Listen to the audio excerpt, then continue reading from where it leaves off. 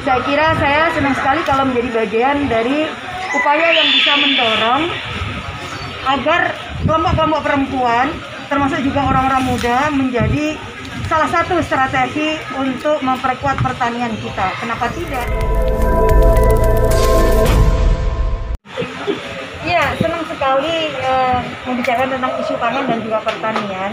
Jadi sebagai negara agraris ya, yang bahkan terbesar saya kira, maka penting menjadi perhatian bagi pemerintah untuk meletakkan pembangunan pertanian sebagai prioritas sekaligus strategi untuk terus menumbuhkan pertanian dan perekonomian kita.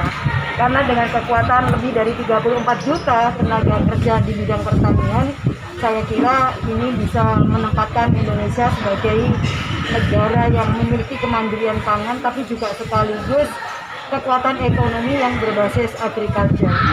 Nah, sektor-sektor pertanian ini memang harus dikelola dari mulai hulu sampai hilir. Jangan sampai potensi yang sangat besar ditunjang oleh tenaga kerja dan semangat ya yang tidak pernah pantang menyerah dari para petani kita, ini kemudian terbiarkan sia-sia saja gitu, dan hanya menjadi pelengkap dari pendekatan-pendekatan sektor yang lain.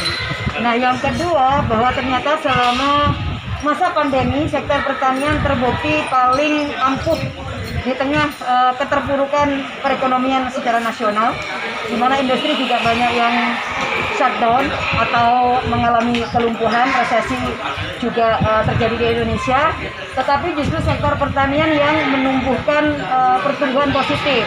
Bahkan kita juga menyumbangkan 16,5% PDB nasional kita. Nah, itu artinya sebenarnya sektor pertanian justru memiliki ketahanan ekonomi yang sangat bagus.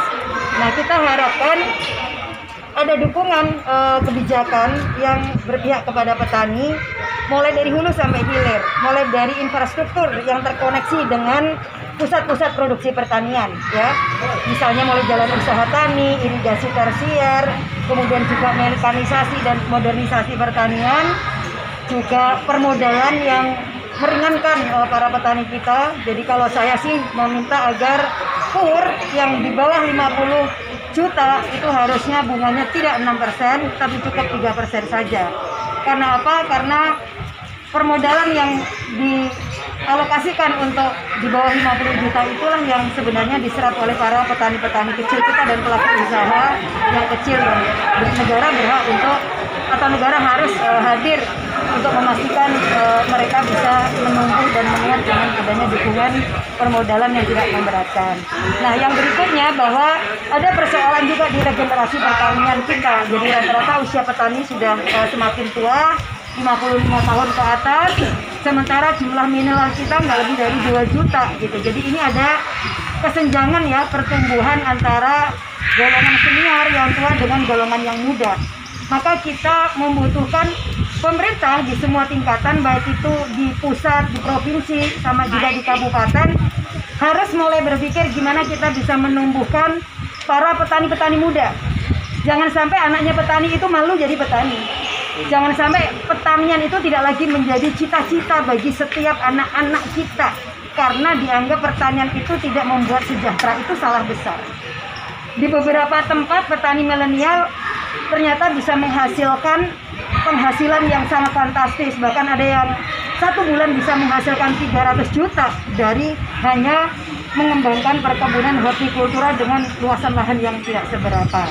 Nah, skill, pengetahuan, teknologi, pendampingan ya, ini yang memang dibutuhkan agar banyak sekali anak-anak muda yang kembali mau melirik pertanian. Mereka mungkin pilihannya bukan sekedar di sawah seperti kerja-kerja dilakukan oleh orang tua, tetapi mereka bisa mengambil peran untuk mengembangkan agribisnisnya, sektor pasca panen, pengolahannya, mungkin juga marketingnya. Jadi banyak pilihan yang bisa dilakukan orang muda termasuk juga perempuan. Nah, saya kira saya senang sekali kalau menjadi bagian dari upaya yang bisa mendorong agar kelompok-kelompok perempuan termasuk juga orang-orang muda menjadi salah satu strategi untuk memperkuat pertanian kita. Kenapa tidak gitu? Termasuk lahan-lahan pekarangan kita. Kalau itu dikalkulasi sebagai potensial kekuatan ya, lahan yang bisa dimaksimalkan fungsinya, difungsikan, dibangunkan biar nggak tidur, biar nggak pingsan gitu, maka yaitu jawaban dari adanya kelangkaan lahan yang semakin hari semakin besar. Karena lahan pertanian kita itu udah berkurang hampir 1 juta hektar loh dalam kurun waktu nggak sampai 5 tahun. Terutama dari tahun 2017 sampai sekarang itu hampir 700-an sampai 900-an juta hektar. Jadi itu banyak sekali. Bisa dibandingkan dengan misalnya penguasaan lahan dari satu perusahaan yang bisa sampai 5,5 juta hektar.